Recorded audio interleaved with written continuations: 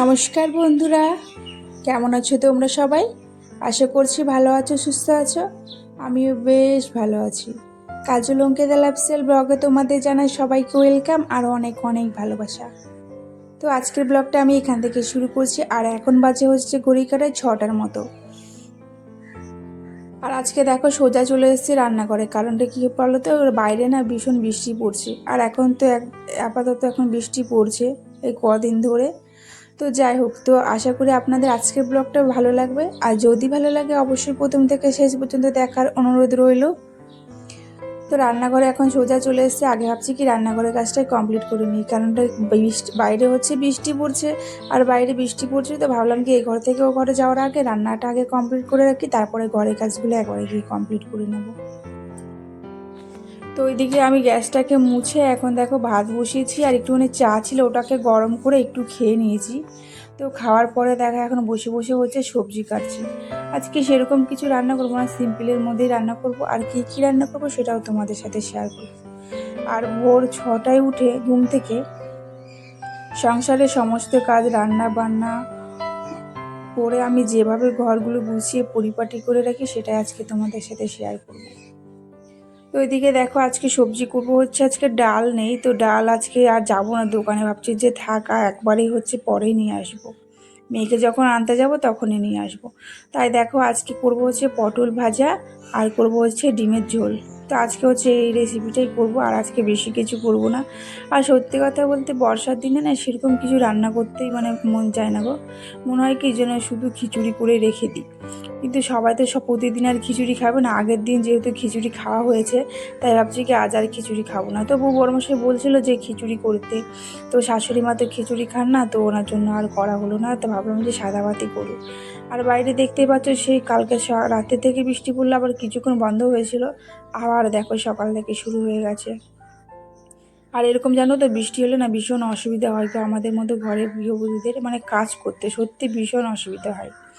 তো কী করার আছে বলো, কাজ তো করতে হবে, তাই না? তো তারপরে দেখো আমি ওইদিকে রান্নাটা বসিয়ে রেখেছি, ডিমের ঝোলটা। আর এদিকে দেখো ঘরের মধ্যে বসে বসে বাসন কোসনগুলো ধুয়ে নিয়েছি। কারণ যেহেতু বাইরে বৃষ্টি পড়ছে, আর বৃষ্টি পড়ছে তো আর বাইরে গিয়ে বাসনটা ধোয়া হবে না। আর আমরা এই কদিন ধরে না এইখানে দরজার সামনেই ঘরের সামনে আর কি ধুচ্ছি বাসন কোসন। আবার ধুয়ে ভালো করে জল দিয়ে দিলে ভালো করে চলে যাচ্ছে গো এগুলো ধুয়ে। আর এখানে কোনো এঁঠো নেই, তবে এগুলো হচ্ছে বাসন কোসন যেগুলো রান্না বান্না করলাম আর যেগুলো খেয়েছি সেগুলো হচ্ছে বেসিংয়ের মধ্যেই ধুয়ে নিয়েছি। যেহেতু বেসিংটা ছোটো আমাদের, এই জন্য ভীষণ আরও অসুবিধা হয়। আবার র্যাকটা রাখার কারণে আরও ভীষণ অসুবিধা হয়ে যায়।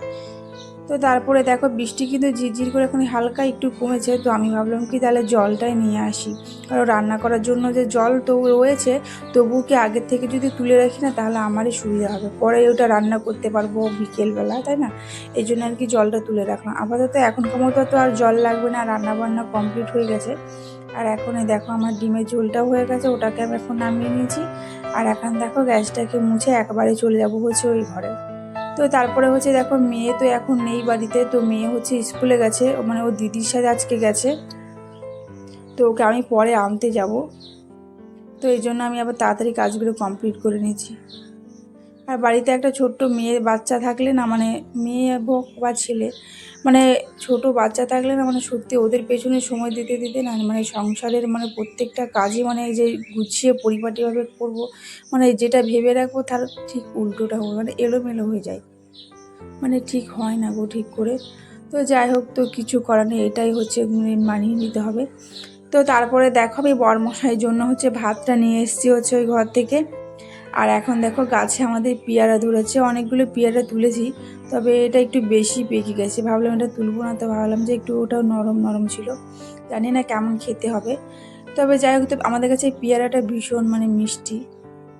আর এদিকে দেখো আমি অনেকগুলো পেয়ারা তুলেছি, আর আজকে ভাবছি কি এটা মাখা করব। আর যদি মাখা করি তোমাদের সাথে অবশ্যই সেটাও শেয়ার করবো। তো চলো। আর এদিকে দেখো যেহেতু এই দেখো ছোট্ট একটা গাছ, আর বৃষ্টি হচ্ছে, বৃষ্টি হওয়ার কারণে পেয়ারাগুলোতে পোকা লেগে যাবে। তো আমি তাই ভাবলাম কি যে একবারে তুলে ফেলি, তা না হলে আবার এমনিতেই পুড়ে পুড়ে নষ্টই হয়ে যাচ্ছে। তো তারপরে দেখো আমি পেয়ারাটা তুলে একবার রেখেছি, আর দুটো খেয়েছি, তবে বেশ ভালো লাগলো খেতে গো। আমার শাশুড়ি মার সাথে বসে বসে লবণ দিয়ে অনেকক্ষণে খেয়েছি। খাওয়ার পরে একটুখানি গল্প করে দেখো আবার চলে এসছে হচ্ছে ঘরে। আর এখন দেখো ঘরে এসে বিছানাটা তুলে নিচ্ছি। আর সংসারের মানে প্রত্যেকটা কাজে যদি গুছিয়ে মানে না করতে পারি না, মানে সত্যি মনে একটা শান্তি পাওয়া যায় না। মানে যদি এলোমেলো থাকে সত্যি শান্তি পাওয়া যায় না গো। তো এই জন্যে দেখো মেয়েকে মেয়ে তো স্কুলে রয়েছে, তো ওকে আনতে যেতে হবে। তো তার আগে দেখো এই শোকেসটাগুলো আমি ভালো করে মুছে নেব। আর এগুলো হচ্ছে আমি কালকে রাতে না আবার একটুখানি গুছিয়েছি, যাতে আমি মানে মানে রাতে কিছুটা কাজ যদি এগিয়ে রাখি না, সকালে না তাড়াতাড়ি হয়ে যায়। এই জন্য আর কি আমি তাড়াতাড়ি কিছুটা কাজে, যে কোনো কাজে আমি আগের থেকে এগিয়ে রাখি, জানো তো।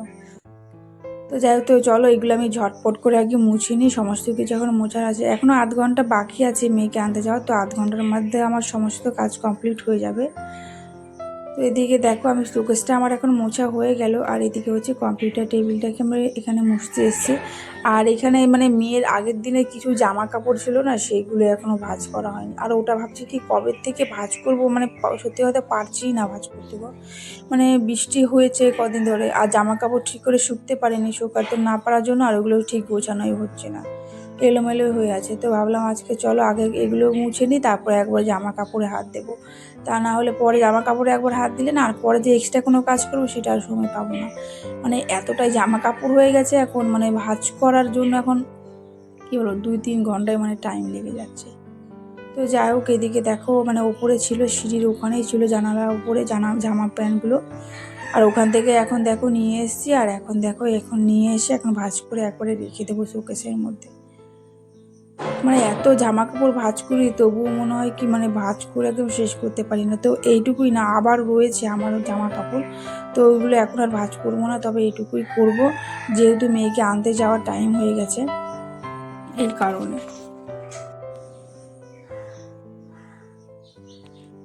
তো বন্ধুরা, আমার ভিডিওটা তোমাদের কেমন লাগে অবশ্যই কিন্তু কমেন্ট করে বলো। আর যদি ভালো লাগে অবশ্যই আমার চ্যানেলটাকে একটা লাইক করে সাবস্ক্রাইব করে দিও, আর আমার পাশে থেকো। আর যারা প্রথমবার এই ভিডিওটা দেখছো অবশ্যই কিন্তু আমার চ্যানেলটাকে একটা লাইক করে সাবস্ক্রাইব করে দিও, আর আমার পাশে থেকো। আর পুরনো বন্ধুদেরকে তো অসংখ্য ধন্যবাদ, তোমরা এভাবেই আমার পাশে থেকো। আর তোমাদের ভালোবাসা আর আশীর্বাদ ছাড়া আমি আমার এই ছোট্ট চ্যানেলটাকে কখনোই বড় করতে পারবো না। তো অবশ্যই তোমরা আমার পাশে থেকো। তো যাই হোক, এইদিকে আমার দেখো জামা কাপড় ভাঁজ করা হয়ে গেছে, আর এইদিকে দেখো আমি ভাঁজ করে সব রেখে দিয়েছি। আর তোমাদেরকে একটা জিনিস না দেখালেই নয়, তো চলো তোমাদেরকে দেখাই। তো এই দেখো, দেখতে পাচ্ছ এটা কী বলো তো, এটা হচ্ছে একটা শাড়ি। তো এটা হচ্ছে বরমশাই আমাকে দিয়েছে। তো কিসের জন্য দিয়েছে তো অবশ্যই তোমাদেরকে বলবো। তো এটা হচ্ছে আমাকে বরমশাই বিবাহবার্ষিকী দিয়েছিল শাড়িটা, তো তোমাদের সাথে আর শেয়ার করা হয়নি। তো ভাবলাম কি চলো আজকে তোমাদের সাথে শেয়ার করি। আর সত্যি কথা বলতে এই শাড়িটা আমি মিশো থেকে নিয়েছি, আর এই ব্লাউজও নিয়েছি দুটো। মানে এতটা ভালো এসছে মিশো থেকে, কি বলবো, মিশো থেকে যে এত ভালো জিনিস আছে সত্যি ভালো, ভীষণ ভালো গো। আর তোমাদেরকে কাছের থেকে দেখাই চলো। এটা হচ্ছে ব্লাউজ পিস। আর এই দেখো ফুল ফুল টাইপের করা রয়েছে পুরো বল বডিতে। আর এখানে হচ্ছে দেখো এটা হচ্ছে প্লেনের, এটা হচ্ছে শাড়িটা, এখানে একটা প্লেন পাড় আর এখানে উপরে ডিজাইন, আর পুরো অল বডিতে একদম পুরো এই শাড়িটা আছে। এখন তো এটা ভাইরাল, মানে এটা সবসময় চলছে, তো বুঝতে পারছো। ভীষণ আমার তো ভীষণ ভালো লেগেছে।